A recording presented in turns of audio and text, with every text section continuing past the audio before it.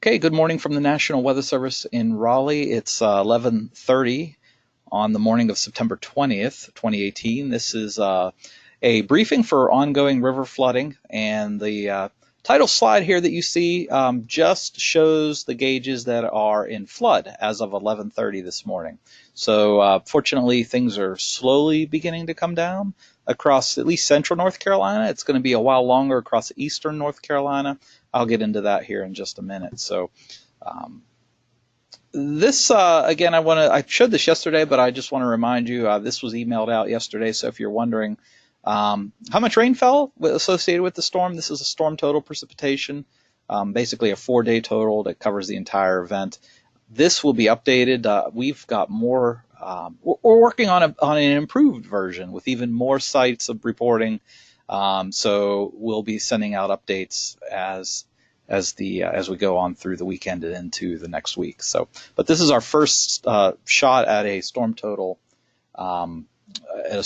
map. Okay, what about the weather pattern? So we've got high pressure over the area, and even though there's high pressure over the area, there's a little disturbance in the upper levels of the atmosphere, and there's some lingering enhanced moisture over parts of central North Carolina that we can't rule out an isolated or stray shower or maybe even a thunderstorm later today. I'll show you that here in just a minute. It looks like most of central North Carolina will remain dry today, and any spotty showers that occur will not, add to any complications of any rivers or make it worse. So if you see it raining at your place, don't worry, it's not going to get too bad. It's not going to last very long. It'll move on, and that'll be it.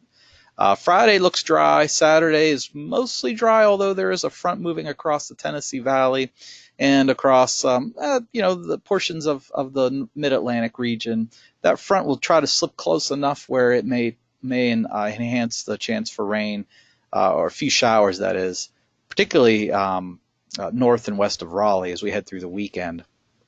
That front looks like it's going to stall along the Virginia border early next week, and then back to high pressure for the middle of the week. So all in all, I'm not seeing any well-organized major rain events here to make things worse or bring things back into flood.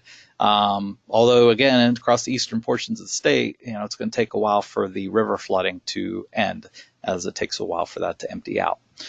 All right, according to the Storm Prediction Center, no risks for any severe thunderstorms. And then here's the rainfall outlook again. Just a few spotty showers with that disturbance. But all in all, if you add up the 7-day total, we're talking really less than an inch. And that, again, is if you do happen to get into any of those showers and thunderstorms.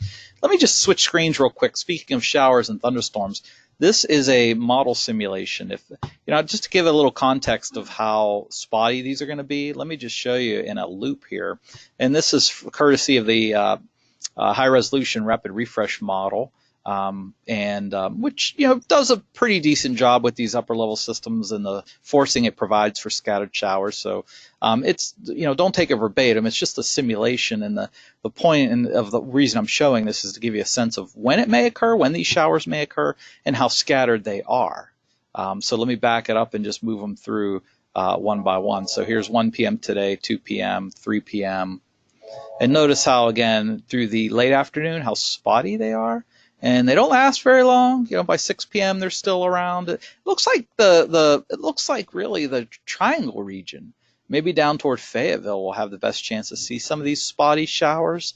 Maybe west towards towards the central Piedmont might see these, and then they just kind of wind down after sunset. Overnight tonight should be, again, mostly dry. But again, just one more time through the loop so you can see how spotty they are, how isolated, how brief they are in any one spot, and again, your chance of even seeing one is pretty low, and if you do see one, it's not going to amount to a whole lot. All right, so that's today's rain chances.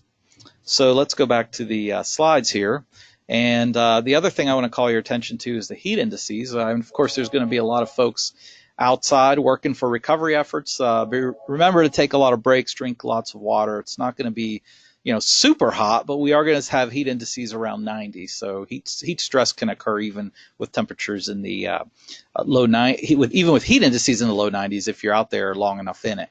All right, so let's run through the rivers real quick. The Roanoke River we're going to see a very, very low minor flood stage, and that's due to water releases. Again, this is little or no impact whatsoever to adjacent lands on the Roanoke, and they can control this very well. So moving south, the Tar River, Lewisburg has come out of flood. It's falling, and really no other flooding concerns anywhere else. Rocky Mount, Tarboro, not expecting to hit flood.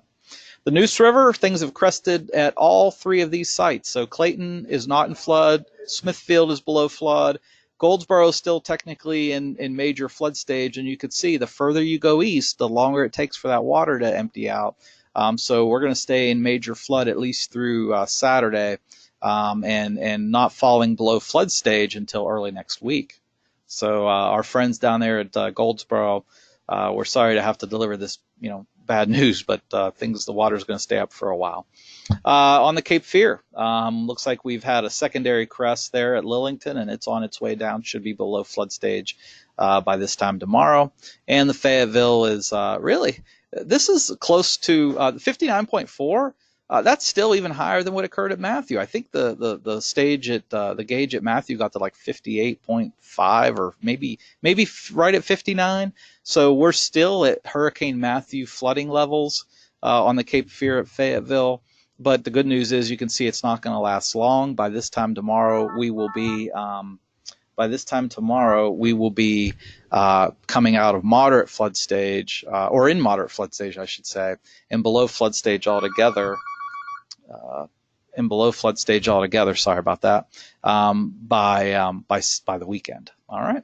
Sorry about that. That cell phone ringing threw me off a bit. Hang in there. All right. So the Little River at Manchester is below, or is right basically at moderate flood stage. It's going to quickly fall below into minor by probably midday today, noon today, and then below flood stage by midday on Sunday. So things are quickly improving on the Little River at Manchester, thankfully. Yadkin River is below flood stage, as is the Rocky River near Norwood. That gauge is reporting again, thankfully. The Deep River near Moncure is on its way down, minor flood stage, below flood on by this time tomorrow. And you can see the others here. Black River is... it looks like we've got a gauge working again there on the Black River near Tomahawk. So that's good to see that, and good to see that it's falling, but still in major flood stage. As I pointed out, as you go further east, the longer it takes for the flooding to recede. So while it's falling, it's just gonna be a slow process. So we're not going to see the flooding really pull back or end until sometime next week on the Black River near Tomahawk. So the PD River is below flood, as is the Little River near Princeton. So I wanted to share that as well. All right, so that's a quick run through the rivers. Obviously, some places are still experiencing significant river flooding. The Black River near Tomahawk, the Cape Fear there in Fayetteville, and the Neuse at Goldsboro, but those will slowly be coming down as well. Watch out for the hot and humid conditions. Heat indices near 90. And again, a stray shower. Don't be surprised if one scoots across you during the late afternoon today, but it's not going to amount to a whole lot. All in all, we should see mostly dry weather through Saturday. So with that, again, just remind your folks to not drive around barricades, don't enter flood waters, turn around, don't drown. So with that, this is the last webinar for this event. No more webinars. Our next webinar will be the routine Monday morning weekly briefing this Monday, September 24th. So last webinar. However, we will email slides as needed. So perhaps we might, don't be surprised to get another slide set from us, but this will be our last webinar. So again, I'd like to thank everybody who have joined us on these webinars or maybe watched them after the fact on YouTube. Feel free to send us comments, and I'll get to your questions in a minute, but again, just feel free to send us any comments about what you liked, what you didn't like, what we could do better, any kind of feedback you can provide us so we can improve our services for next time would be much appreciated. And with that, thanks again for joining.